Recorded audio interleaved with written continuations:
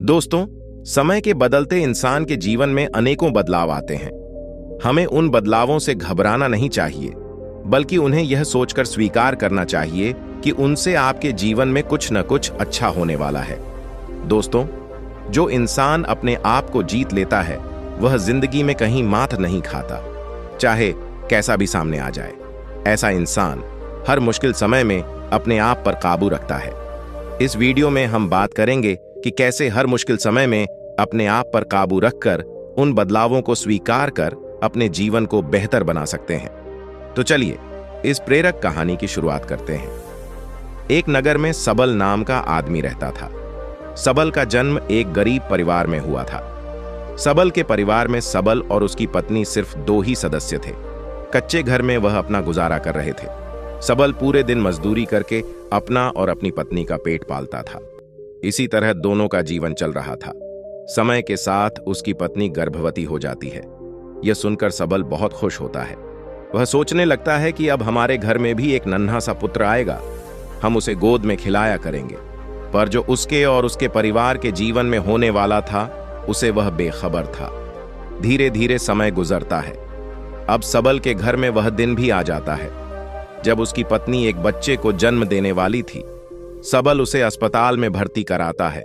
प्रसव के समय जब निकट आता है तो सबल कुछ पैसों का बंदोबस्त करने चला जाता है। फिर लौटते समय अपने होने वाले बच्चे को लेकर मन में सपने संजोने लगता है। तब तक उसके पास यमराज का बुलावा आ जाता है। उसकी एक दुर्घटना में मृत्यु हो जाती है। शहर के कुछ लोग सबल का अंतिम संस्कार करते हैं, तो दूसरी तरफ उसकी पत्नी अस्पताल में अपने बच्चे को जन्म दे रही होती। जब उस बेचारी को यह खबर मिलती है कि उसके पति की मृत्यु हो गई है, तो उसका कलेजा फट जाता है। उस बेचारी का दुनिया में सिर्फ उसका पति ही तो था। अब वह भी उसे छोड़कर चला गया था। अब तो वह फूट फूट कर रोने लगती है कि हे भगवान, यह तूने क्या ऐसा मेरे ऊपर दुखों का पहाड़ गिरा दिया। मेरा जो सहारा था उसे ही मुझसे छीन लिया। कम से कम इस बच्चे का तो ख्याल किया होता, जिसका भी जन्म भी नहीं हुआ है। पैदा होने से पहले ही तुमने उसके सर से पिता का साया हटा दिया। अब कौन इस बच्चे का पालन पोषण करेगा। वह दुखियारी अस्पताल में ही अपने पति को याद करके पूरी तरह से रो रही थी। उसे समझ में नहीं आ रहा था कि संतान के आने की खुशी व्यतीत करो या पति के जाने का दुख। शहर के कुछ लोगों ने उसे समझाया, बहन, जन्म मृत्यु सब बोली दाता के हाथ में होता है, इसमें मनुष्य का कोई जोर नहीं चलता है। यह भी कहा जाता है कि परमात्मा जो करता है अच्छा ही करता है, इसलिए जो चला गया उसका शोक छोड़ी है, और यहां जो आया है उसके बारे में सोचिए। इधर कई तरीकों से लोग उस गरीब महिला को समझाते हैं। कुछ ही देर में उसने एक सुंदर से पुत्र को जन्म दिया। बेटे को देखकर उसका कुछ दुख हल्का होता है। वह सोचती है कि अब मैं इस पुत्र को पाल पोस कर बड़ा करूंगी, यही मेरा सहारा बनेगा। अब वह अपने बच्चे को लेकर अपने घर आ जाती है। नगर के कुछ लोगों ने उस महिला की कुछ दिन तक मदद की, लेकिन कौन हमेशा मदद करता है। जब कुछ दिन बीते तो मददगार भी पीछे हट गए। अब वह अपने बच्चे को लेकर बिल्कुल अकेली पड़ गई। वह समझ गई थी कि दूसरों की मदद से कितने दिन तक जीवन जिया जा सकता है। यदि हमें जीना है और इस बच्चे को पालना है, तो खुद ही जिम्मेदारी उठानी होगी, खुद कोई काम करना होगा। इस प्रकार वह महिला दूसरों के घरों में अपने लिए साफ सफाई का काम तलाश लेती है। काम करके जो पैसे मिलते थे, उनसे अपना और अपने बच्चे का पेट पालने लगी। समय के साथ धीरे धीरे उसका पुत्र बड़ा होने लगता है। जब वह बालक 4 वर्ष का हो जाता है, तो उसकी मां उसे पढ़ाने के लिए नगर के सरकारी विद्यालय में उसका दाखिला करा देती है।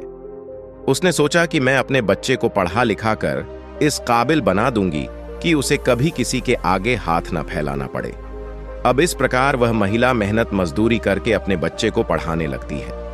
बच्चा भी ठीक से समझता था कि उसके घर में केवल मां ही है। परिवार का खर्च चलाने वाला उसका पिता उसके जन्म से पहले ही चला गया है, इसलिए वह पढ़ाई भी खूब मन लगाकर करता था। धीरे धीरे बच्चे की उम्र 12 वर्ष की हो जाती है। एक दिन की बात है, वह स्त्री बहुत बीमार पड़ जाती है।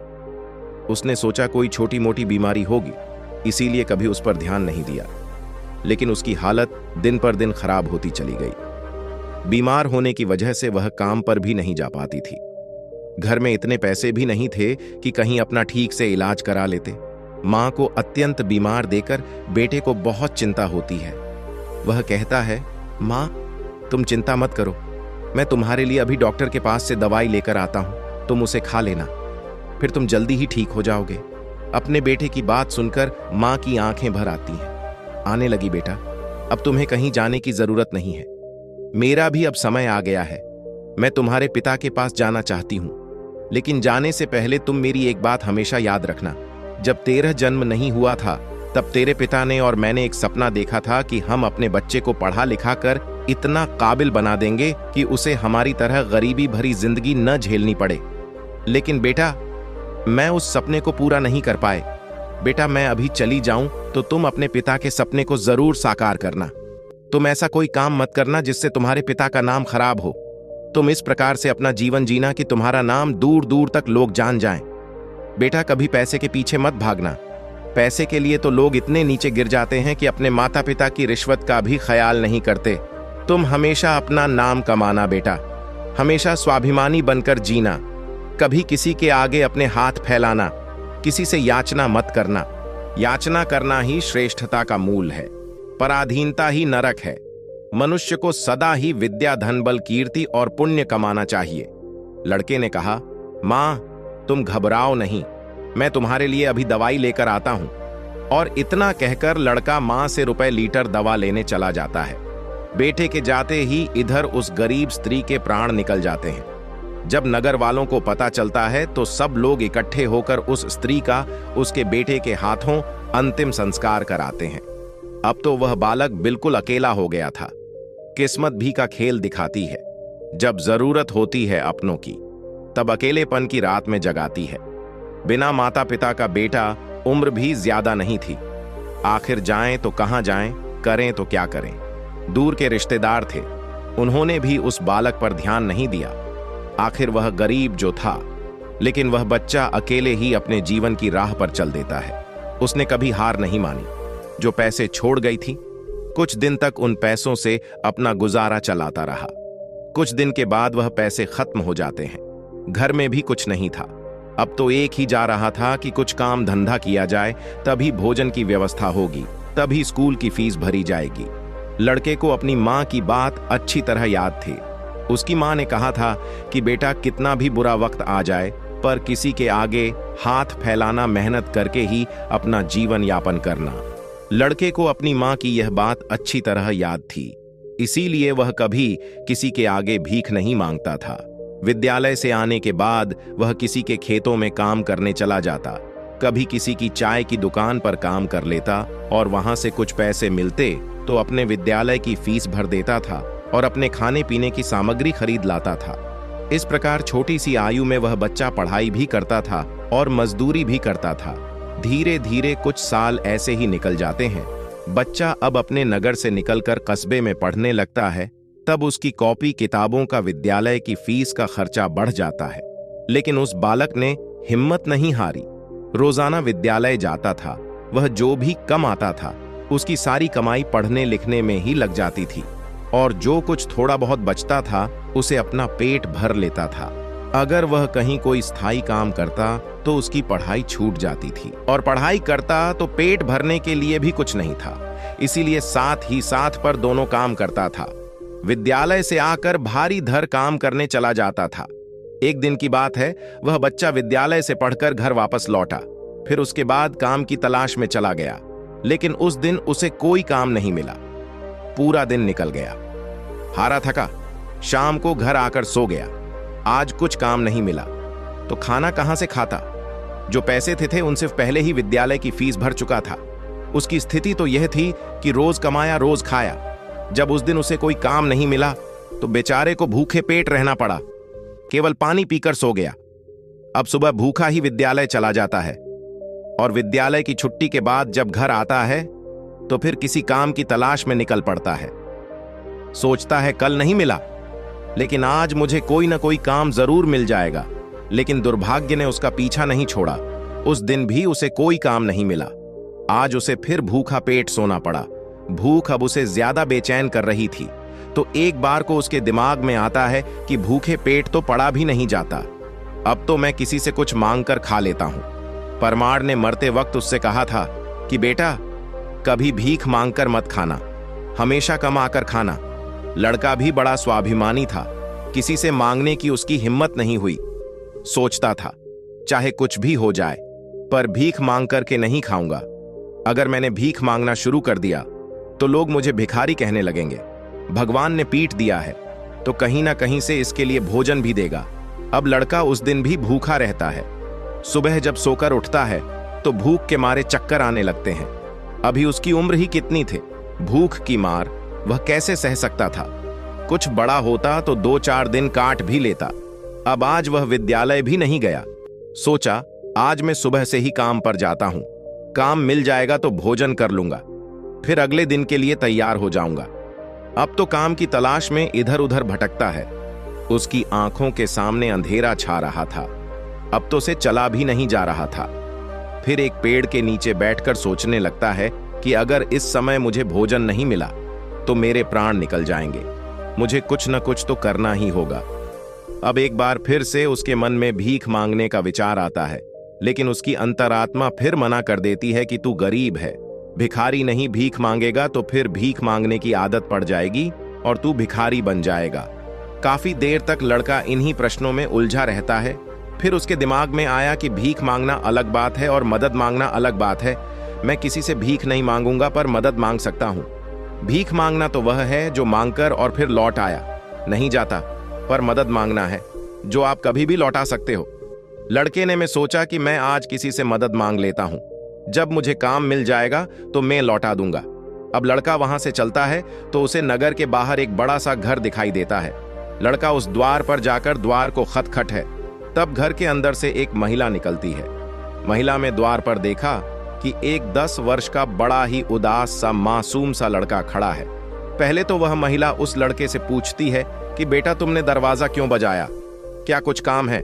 लड़का दोनों हाथ जोड़कर कहता है, माँ जी, मैंने दोपहर के समय आपको तकलीफ थी, इसके लिए क्षमा चाहता हूं। तब महिला पूछती है, बेटा क्या तुम्हें को चाहिए, मैं तुम्हारी क्या मदद कर सकती हूं? वह महिला भी एक बच्चे की मां थी, इसलिए ममता का भाव उसके शब्दों में था। उस महिला के पूछने पर एक बार तो लड़के के मन में यह आया कि चलो इन माँ जी से मैं कह ही देता हूं कि मैं 2-3 दिन से भूखा हूं और भोजन न मिलने के कारण बहुत परेशान हूं।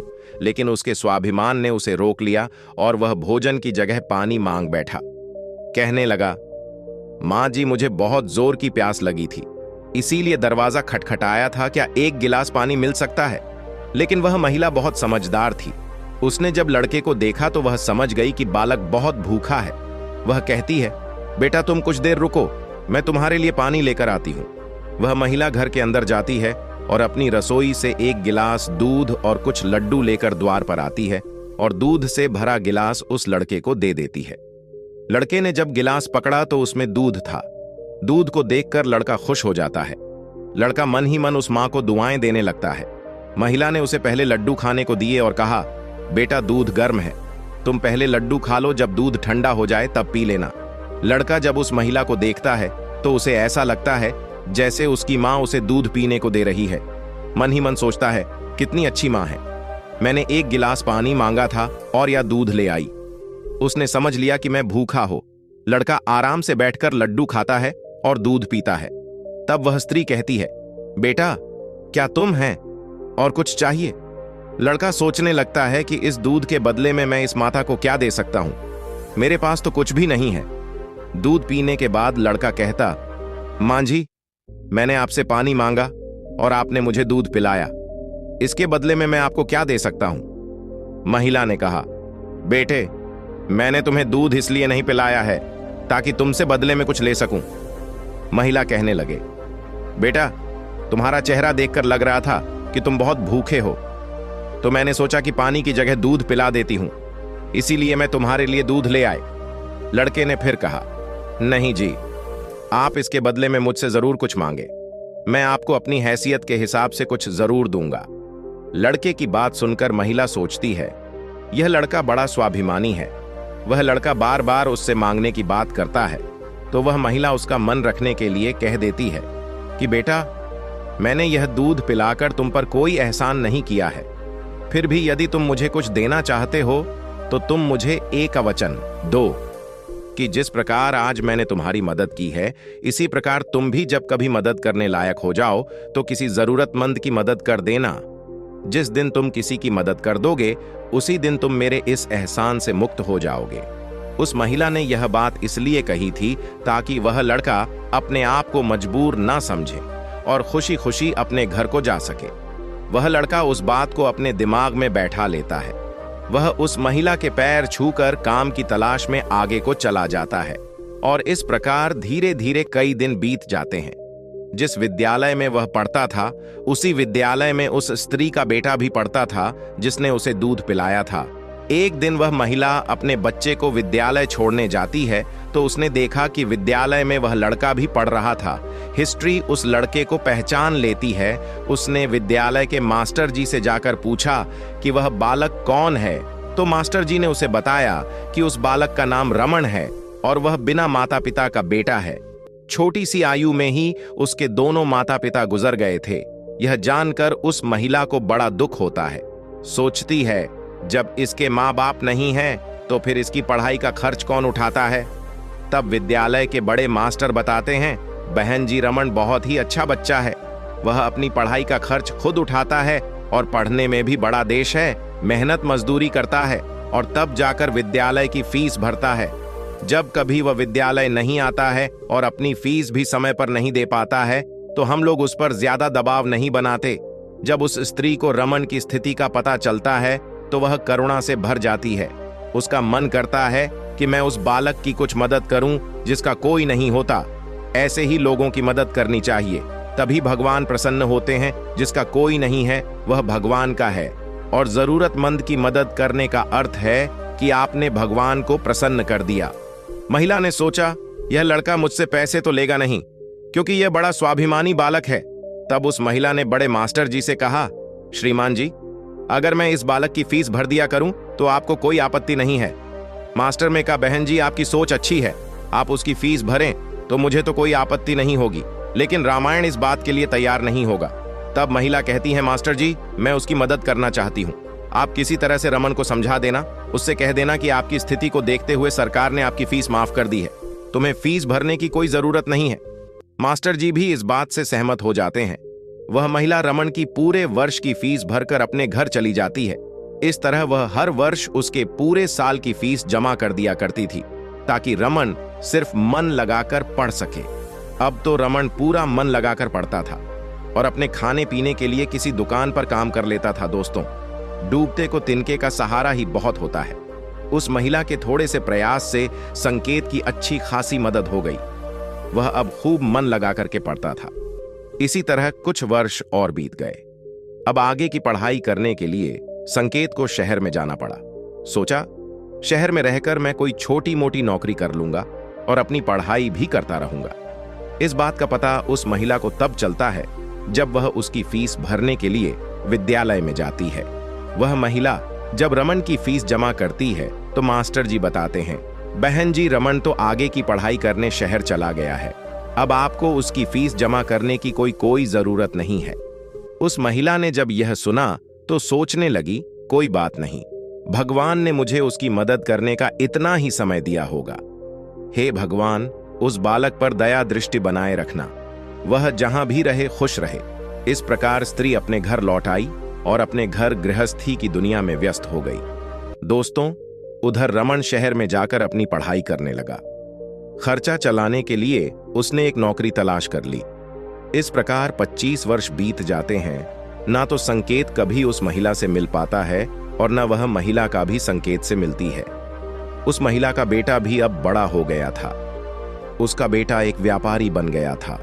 वह स्त्री तो पहले से ही अपने घर से संपन्न थी, ऊपर से उसका बेटा व्यापार करके खूब धन कमाता था। उस माँ का बेटा भी बड़ा संस्कारी था। वह भी अपनी माँ को बहुत प्यार करता था। एक दिन उसकी माँ बहुत बीमार पड़ जाती है। शाम को जब उसका बेटा घर आता है तो वह अपनी माँ की हालत को देखकर बेचैन हो जाता है। वह अपनी माँ को अस्पताल में भर्ती का रहता है। जांच में पता चलता है कि उसकी माँ को कैंसर है। वह लड़का डॉक्टर से कहता है, डॉक्टर साहब, आप मेरी माँ का अच्छे से इलाज के लिए पैसों की बिल्कुल चिंता मत करना, तब डॉक्टर कहते हैं, भाई तुम्हारी माँ को कैंसर की बीमारी है और कैंसर का इलाज बहुत महंगा होता है। छोटे मोटे अस्पतालों में इसका इलाज भी नहीं होता है। इसके लिए तो मैं किसी बड़े शहर में जाकर किसी बड़े अस्पताल में इसका इलाज कराना होगा, और बड़े अस्पताल का मतलब है कि खर्चा भी बहुत अधिक होगा। बेटे ने कहा, डॉक्टर साहब मैं अपनी माँ को ठीक करने के लिए कुछ भी कर सकता हूँ, आप मुझे बस कोई रास्ता बताइए, मैं अपनी माँ का इलाज कहाँ करा सकता हूँ। तब डॉक्टर उसे बड़े शहर जाने की सलाह देते हैं। डॉक्टर बोले, बड़े शहर में कैंसर का हॉस्पिटल है, यदि वहां का इलाज तुमने पूरा करा लिया तो तुम्हारी माँ इस रोग से बच सकती है, नहीं तो तुम्हारी माँ के प्राण संकट में पड़ सकते हैं। यह सुनकर लड़का घबरा जाता है। डॉ साहब से शहर वाले डॉक्टर साहब का नंबर और पता लेकर अपनी माँ को शहर ले जाता है। उसकी माँ तो उसे बहुत मना करती रही कि बेटा तुम मुझे कहाँ ले जाओगे, इतना पैसा कहाँ है, हमारे पास शहर में अच्छा इलाज कराने के लिए हमारे पास पर्याप्त पैसा नहीं है, यहीं से डॉक्टर साहब से दवा ले लेते हैं, धीरे धीरे मैं ही हो जाएंगे, तुम परेशान मत हो। तब लड़का बोला, माँ इस दुनिया में एक तुम ही तो हो, जिसके होने से मुझे कभी अकेलापन महसूस नहीं होता, कभी मुझे किसी बात की चिंता नहीं होती, इसीलिए कुछ भी हो जाए मैं तुम्हें इस बीमारी से मरने नहीं दूंगा। धन का क्या है, खत्म हो गया तो फिर कमा लेंगे, लेकिन माँ तो फिर नहीं मिल सकती। इस प्रकार लड़का अपनी माँ को शहर लेकर जाता है। डॉक्टर से उसकी माँ का इलाज होना था। डॉक्टर साहब उस समय अस्पताल में नहीं थे, वह किसी मरीज को देखने के लिए विदेश गए थे। अस्पताल के कर्मचारी ने बताया कि डॉक्टर साहब कल आएंगे, तब तक आप अपनी माँ को अस्पताल में भर्ती करा दो। लड़के ने बिना देर किए अपनी माँ को भर्ती करा दिया और डॉक्टर साहब के आने का इंतजार करने लगता है। मैं अपनी माँ को ठीक कराकर ही घर ले जाना चाहता हूँ, चाहे इसके लिए मुझे अपना सब कुछ बेचना पड़े, कितने ही दिन मुझे यहाँ रुकना पड़े। इस प्रकार वहां के डॉक्टर ने उस माँ का इलाज शुरू कर दिया। अगर छोटे शहर की बात होती तो खर्चा कुछ कम हो जाता, लेकिन वहां का खर्चा तो बहुत लंबा था। फिर भी उस लड़के ने हिम्मत नहीं हारी। दोस्तों, माँ से अनमोल संसार में कुछ भी नहीं है। डॉक्टर साहब जो दवाइयां लिखते थे वह दवाइयां बहुत महंगी आती थीं। लड़का अपनी माँ के लिए महंगी से महंगी दवाइयां लेकर आता था। उधर उसका जो व्यापार था वह अपनी माँ की देख रेख के कारण उसमें भी समय नहीं दे पाया, तो वह भी ठंडा पड़ गया। कई दिन तक इलाज होता रहा। धीरे धीरे माँ की हालत में सुधार होने लगा। बेटे के पास जो जमा पूंजी थी वह खत्म होने लगी। को जब पता चलता है कि बेटे के पास पैसे नहीं रहे तो माँ कहती है, बेटा तुम इतनी महंगी दवाइयां क्यों ले रहे हो, कहां से डॉक्टर साहब की फीस भरोगे, कहां से दवाइयों का खर्च उठाओगे, तुम्हारा व्यापार भी बंद हो गया है। तब बेटा कहता है, माँ तुम चिंता मत करो, मैं तुम्हारा इलाज, अपना मकान दुकान सब कुछ बेचकर कराऊंगा। माँ भी बेटे की जिद के आगे बेबस हो जाती है। वह लड़का अपनी माँ का इलाज निरंतर जारी रखता है और धीरे धीरे 1 महीना बीत जाता है। वहां पर एक बात बड़ी ही विचित्र थी। उस अस्पताल का जो सबसे बड़ा डॉक्टर था, वह जब उस लड़के की माँ से मिलने आता था तो काफी देर उस माँ के पास बैठकर बातें किया करता था। यह देखकर माँ को भी बड़ा अच्छा लगता था और वह सोचती थी कि अजीब डॉक्टर है, इतना बड़ा डॉक्टर होकर भी जिसके पास बिल्कुल भी फुर्सत नहीं है, वह मुझसे बात करने के लिए इतना समय कैसे निकाल लेता है। दोस्तों, इस प्रकार कई दिन बीत जाते हैं। एक दिन वह लड़का डॉक्टर के पास जाता है और डॉक्टर साहब से पूछता है कि डॉक्टर साहब, अभी मेरी माँ का इलाज कितने दिन और चलेगा। डॉक्टर साहब उसे सारी बात बताते हैं कि भाई आप चिंता मत करो, आपकी माँ पूरी तरह से स्वस्थ हो चुकी है। मैं भी संतुष्टि के लिए एक बार जांच और करा लेता हूँ, उस जांच की रिपोर्ट आ जाने दो, फिर आप अपनी माँ को घर ले जा सकते हो। अब तो उस माँ का बेटा रिपोर्ट आने का इंतजार करने लगता है। 2 दिन के बाद रिपोर्ट आ जाती है। जब रिपोर्ट आती है तो लड़का फिर डॉक्टर से मिलने जाता है और पूछता है, डॉक्टर साहब क्या मेरी माँ ठीक हो गई, कोई खतरे वाली बात तो नहीं है। तब डॉक्टर साहब कहते हैं, भाई चिंता मत करो, रिपोर्ट अच्छी आई है, तुम्हारी माँ पूरी तरह से ठीक हो गई है, अब आप इन्हें अपने घर ले जा सकते हो। डॉक्टर की बात सुनकर बेटा खुश हो जाता है, डॉक्टर साहब को बहुत धन्यवाद देता है। लड़का अपनी माँ के पास जाता है और सोचता है कि भगवान का लाख लाख धन्यवाद कि मेरी माँ बच गई, मेरी मेहनत सफल हो गई। यही बात वह अपनी माँ को बचाने के लिए जाता है और माँ से कहता है कि माँ आप पूरी तरह से ठीक हो गई हो, अब हम जल्द ही अपने घर जाने वाले हैं। ये बात सुनकर माँ भी बड़ी खुश हो जाती है, लेकिन अगले ही पल वह यह सोचकर उदास हो जाती है कि मैं तो ठीक हो गई हो, लेकिन इस अस्पताल का बिल होगा, वह लाखों में होगा। कैसे में मेरा बेटा चुका पाएगा? इतनी मोटी रकम की व्यवस्था वह कहां से करेगा? उसके पास जो जमा पूंजी थी वह तो सब इलाज में खर्च हो गई। माँ को उदास देखकर बेटा समझाता है, माँ तुम क्यों उदास होती हो? मैं अपना सब कुछ बेचकर आपके इलाज का बिल चुका दूंगा। घर मकान तो बाद में भी बना लूंगा, इसलिए माँ तुम्हें इन बातों की चिंता करने की कोई जरूरत नहीं है। बेटा अपनी माँ को बहुत समझाता है, मगर माँ तो माँ होती हैं उसका। अपने बेटे के लिए चिंता करना स्वाभाविक था। माँ सोचने लगती है कि मेरा बेटा यदि सब कुछ बेच देगा तो फिर वह आगे अपना जीवन कैसे चला आएगा, इसके भविष्य का क्या होगा। तो माँ रात भर यही सोचती रही। चिंता करते करते हैं माँ और बेटा दोनों की रात निकल गई। जब अगला दिन होता है और उसकी माँ की छुट्टी का समय, अपने बल का भुगतान तो 25 साल पहले ही कर दिया था, जब आपने 2 दिन के भूखे बच्चे को 1 गिलास दूध और लड्डू खिला और अगले 10 साल तक उस बच्चे की विद्यालय की फीस भी भरी थी। पर्ची को पढ़ते ही महिला की आंखें फटी की फटी रह जाती हैं जब उस माँ का बेटा पूछता है, माँ डॉक्टर साहब ने कितना बिल दिया है? तो माँ उस पर्ची को अपने बेटे को देती है। बेटा जब उसे पढ़ता है तो वह भी हैरान रह जाता है। लड़का अपनी माँ से पूछता है, माँ क्या आप डॉक्टर साहब को पहले से जानते हो? डॉक्टर साहब से आपकी जान पहचान कब हुई थी? तब माँ कहती हैं, बेटा मैं इन्हें पहले से नहीं जानती हूँ, अभी पता चला है। बेटे ने पूछा, फिर इसमें 25 साल पहले की घटना क्यों लिखी है?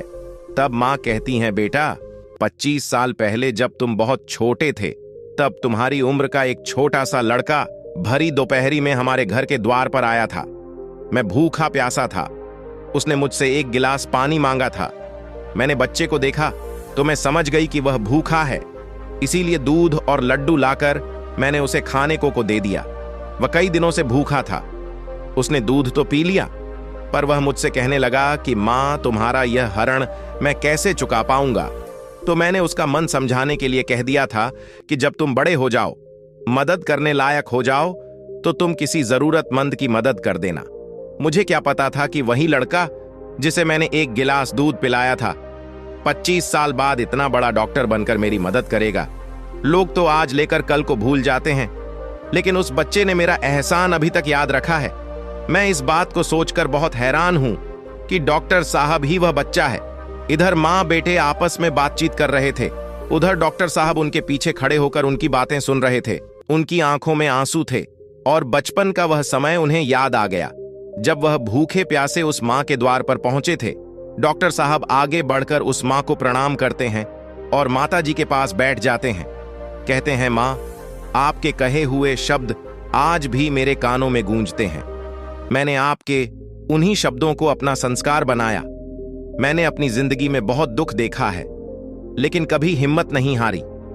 मैं आपका बहुत बड़ा कर सुधार हो। यदि आप मेरे विद्यालय की फीस नहीं भरती तो आज मैं इतना बड़ा डॉक्टर नहीं बना पाता। माँ यह आपके ही देन है। मैंने तो आपको उसी दिन अपनी माँ मान लिया था जिस दिन आपने ममता भरी छांव में बैठाकर मुझे भूखे को दूध पिलाया था। इतना मैं के बाद डॉक्टर साहब बहुत सारे पैसे लौटा देते हैं जो माँ की दवाई में खर्च हुए थे और बूढ़ी माँ के चरण में अपना सर रख देते हैं। वह माँ डॉक्टर साहब को उठाकर अपने सीने से लगा लेती। डॉक्टर साहब और बूढ़ी माँ की आंखें आंसुओं से भरी हुई थीं। जब यह दृश्य अस्पताल के सारे लोग देखते हैं तो सब देखकर हैरान रह जाते हैं। सबकी आंखें नम हो जाती हैं। दोस्त, ये 4 बातें हैं जो भी व्यक्ति समझ लेगा वह कभी गरीब नहीं रहेगा। पहली बात, मनुष्य को जीवन में आने वाले परिवर्तनों से घबराना नहीं चाहिए, बल्कि उन्हें यह सोचकर स्वीकार करना चाहिए कि उनके जीवन में कुछ और अच्छा होने वाला है। इन परिवर्तनों से मनुष्य बहुत कुछ दिखता है और वह सही राह पकड़ लेता है। जो अपने साथ हुई घटनाओं से टूट जाता है वह कभी आगे नहीं बढ़ पाता। दूसरी बात, अंधेरा चाहे कितना ही घना हो, एक छोटा सा दीपक उससे मिटा डालता है। उसी तरह अगर जीवन में कुछ अंधेरा आ जाए तो ज्ञान रूप दीपक से अंधेरे को मिटाकर सही रास्ता ढूंढा जा सकता है। ज्ञान वह भी है जो रंग से राजा बना देती है ताकि को सही मार्ग दिखा देती है। तीसरी बात, आप दूसरों का भला कीजिए, दूसरों पर दया करिए। तुम्हारा भला अपने आप होता चला जाएगा। आपको अपने जीवन में अगर किसी की मदद करने का सौभाग्य मिले तो जरूर करना। कहते हैं डूबते को तिनके का सहारा बहुत होता है। आपकी छोटी सी मदद से किसी का जीवन ही बदल सकता है। आपका छोटा सा योगदान किसी के लिए वरदान हो सकता है। मुसीबत में पड़े तो घबराना मत। जब एक रास्ता बंद होता है तो 10 खुल जाते। जीवन में निखार भी आता है।